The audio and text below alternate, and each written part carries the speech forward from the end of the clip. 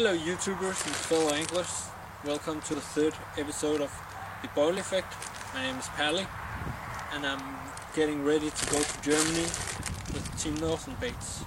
Going to West Germany for a test session and we're gonna be testing these new boilies from Northern Baits called The Secret. They have this nutty chocolate brown color to start, and then they change color when they've been in the water some time and they turn purple. Let's see if we won't have a nice trip. There should be plenty of 20-pound carps, so we will see how much we can get. So see you at the lakeside.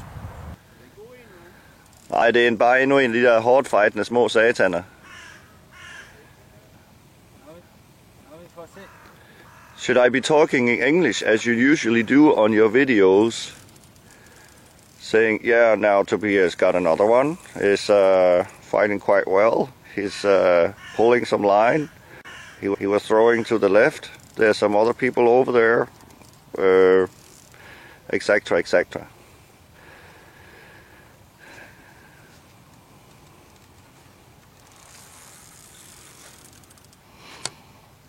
Jo.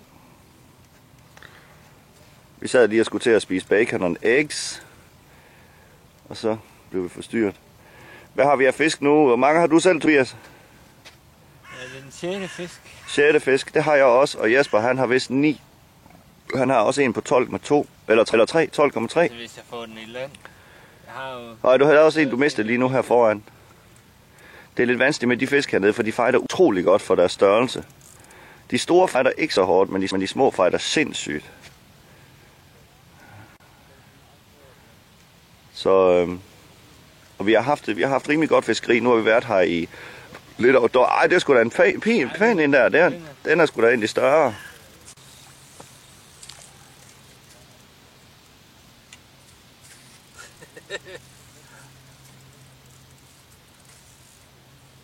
Nå, nervøs. Det bliver vist din nye tyske pers, hvis du ikke mister den. Er du nervøs? Jeg står der og filmer. Ja, jeg filmer. Han plejer også at have det. Åh, den 10 plusser. Det er 10 plusser. Nå. Det er nice fish. Hvis den er over 12,8, så klipper jeg linen. Er det en 10 eller hvad? 10 plusser. Din den der truet, vil jeg tro. Måske ikke helt.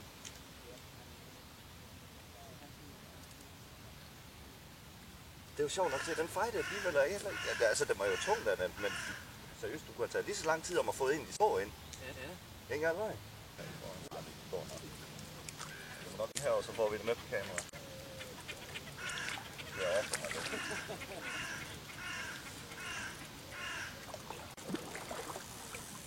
Ikke hvad er det nettet, hva'? Ja. Jamen, det er fint nok, bare lad det tage lidt ekstra tid. Jeg hælder det ind og midt. Ja, ikke sandt? Jeg står lige og tænker, at hvis du vil med at sejle om noget mere, så bliver han nok nervøs. Han sidder fint kort i hvert fald, så det er ikke helst ikke kunne lade det gøre med. Ja, fordi så bliver det en lille fisk. Det er aldrig de store. Nej. Der var, altså, jeg så ikke noget. Hvis den vidste der, så... Ej, det var en lille en, den der. Det har vi på film, Master, hvor du har sagt det. Ja, der har du det. Der var du heldig, hva'? Ellers så var den blevet nægtet. Nå. Jeg er lidt endnu.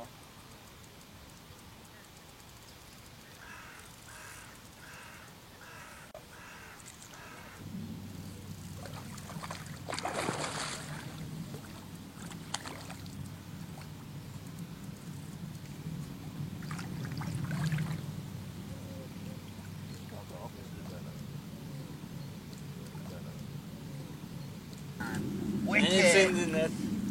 And it's in the net. And it's in the sack. And it's 10 plus. Ja, det er det. No doubt about it.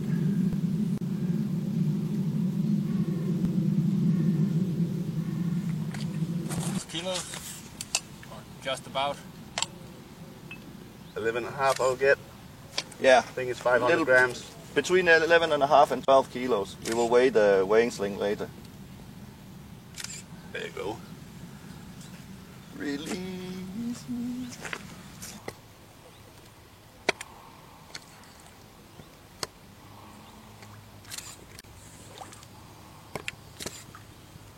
And the way it is, couldn't even hold it. Happy man? Yes, very happy. A decent German PR. So that's real nice. And he's at it again. Yeah, he got a great fish before breakfast. Now he into another one after breakfast. I don't think that one is big. Definitely is, man. If it is, we're gonna cut his line. No. You have to go home. If it is, You have to walk he's home. gonna have to wear the t-shirt. Yeah, all areas of the day. The magic blue t-shirt. Det var den plads, hvor jeg tog t-shirten. Det var t-shirt-plads. Really? It was the t-shirt swim. Jeg har godt nok lagt den om i mellemtiden, men det er samme område. Fed. Skal jeg lægge den her ned, eller hvad?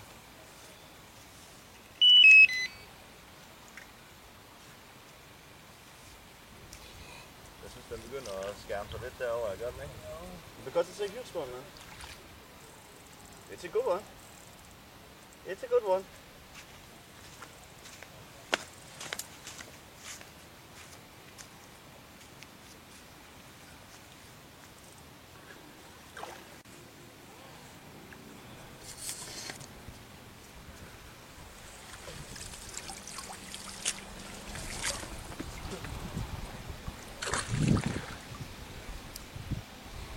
It could be another 10 plus. I don't believe it. It is a good one. Look at it. No, not that big. But I think 6, 7? Definitely 8, 9, definitely.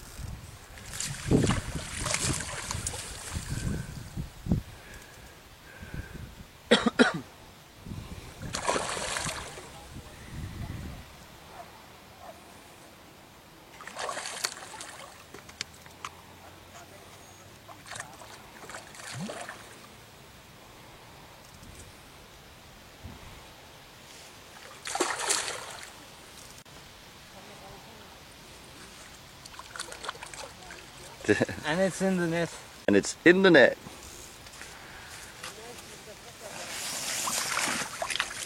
So how does the happy angler think it all went? Very nice. How big do you think it is then? I don't know. Maybe 7. Yeah, yeah. 7. 7.5 maybe. No, definitely not. 5 maybe. 5 maybe. Yeah, but this, Hey, look at this. Look at this. The secret. Yeah, it's on the secret with a let's see. Hold on. fluorescent, The little floor. On the secret? Yeah. That's it. That's changed color, yeah? Yes. Typical secret style. And a little piece of corn, yeah? It's a fluorescent plastic boiling. There you go. Hold it there. That's it, yeah. All right. That appears to be working. Ellers skal vi nøjes med. Caught this last night. Yeah, that's the catch. That he caught a fish on it as well. Got this one at the t-shirt swim. The spot where I caught a t-shirt last night. So, it's a nice little fella. What do we reckon? 6, 7 kilos? 5 kilos? Yeah, Something like that? 5.5 maybe. 5.5 kilos? He was not having so much luck yesterday, but he's starting to aim it in.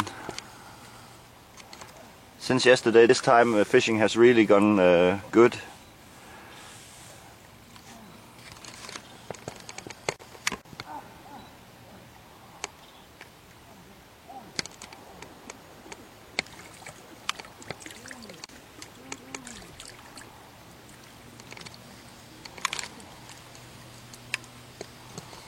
Awesome. Awesomeness.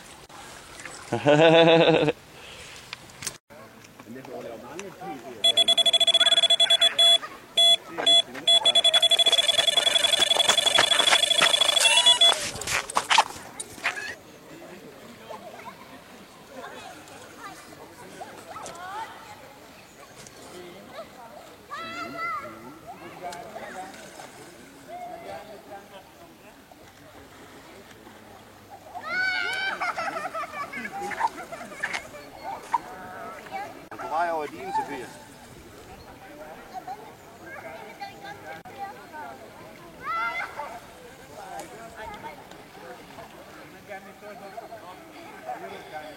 Der er til at ske noget med at komme op der.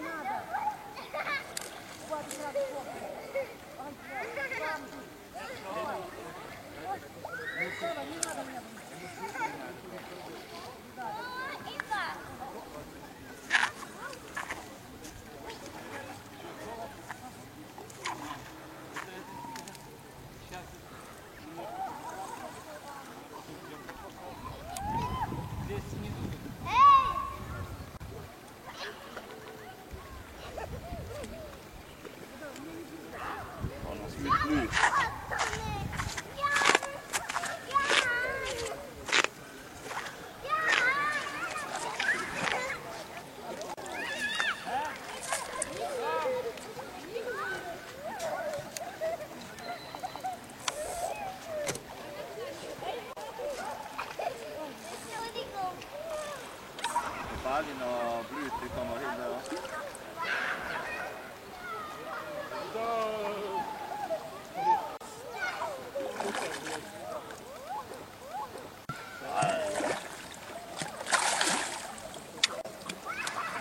And it's in the net.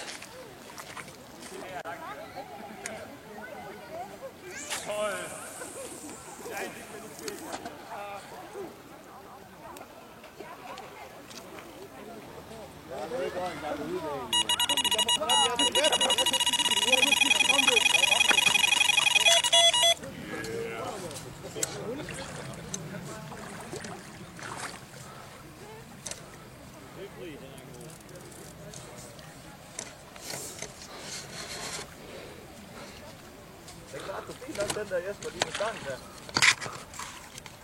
Prøv lige at give mig en bluse på, ved sådan en fed mand, der skal stå og få fejl. Den der må lige trække lidt op i shortsen. Hvor er du fræk?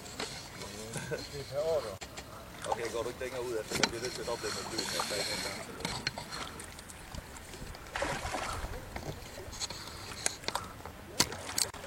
Og den flot, hva'? Wicked!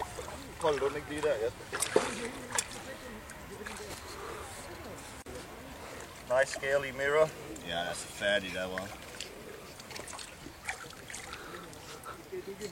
Yes. Come on. Oh, yes. How much is he, Jesper? 10.5. 10.5. 10.5. Oh, yeah, awesome. Okay.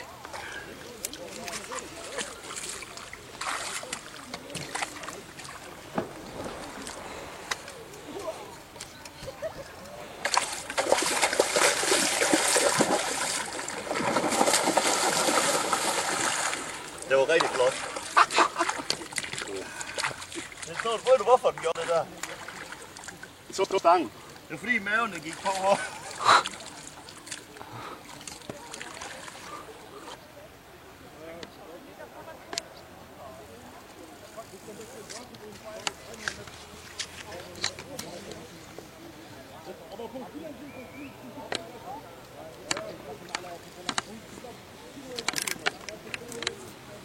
Skal vi på den her side?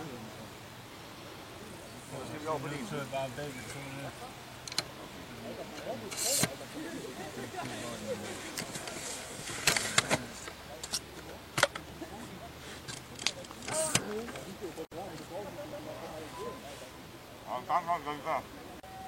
En god fisk.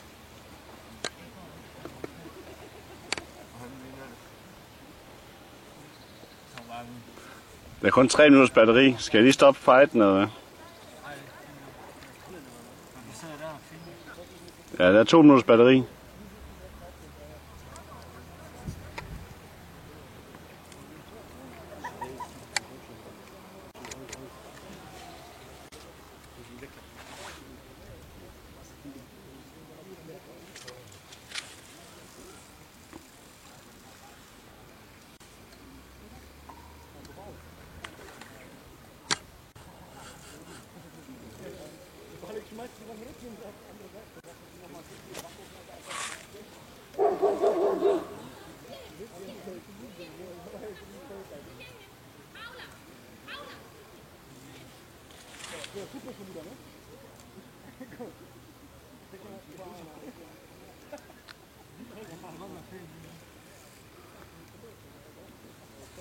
It's a huge one, eh? What? It's just a heavy one? Just a heavy one. Doesn't fight a whole lot, but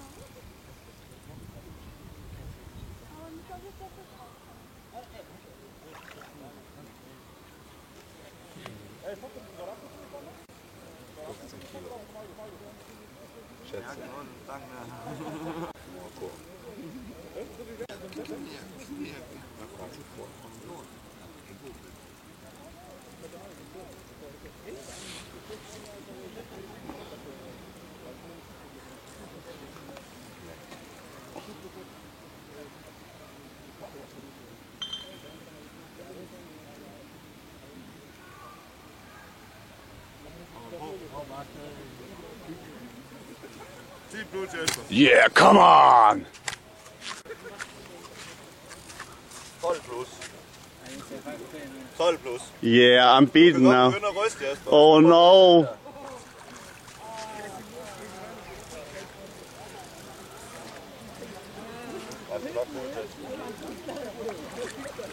Oh, that's a good one. Definitely.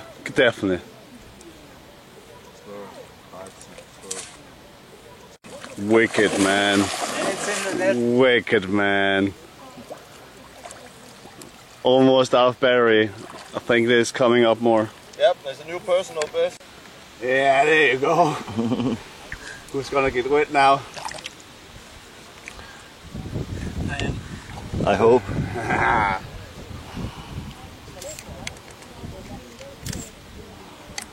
Look at that belly and both of them. Yeah.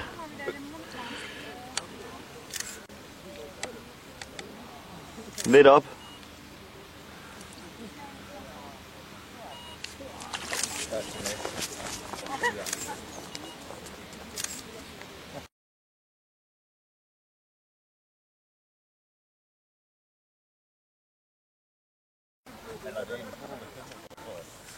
Jeg macht erst der Kameramann.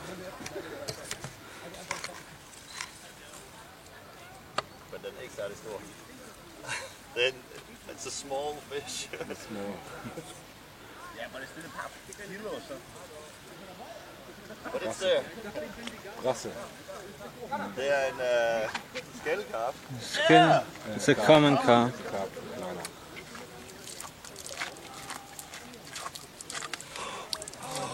Det gjorde du. Sorry. Det gjorde du. Sorry. Sorry. I was looking for the fish, man. Det er faktisk bare dejligt.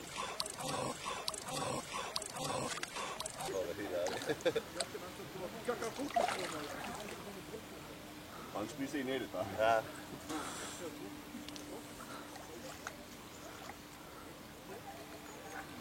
Net voor de haak.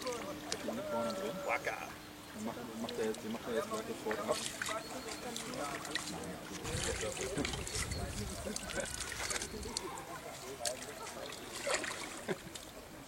Er du færdig med at have tid med det, eller?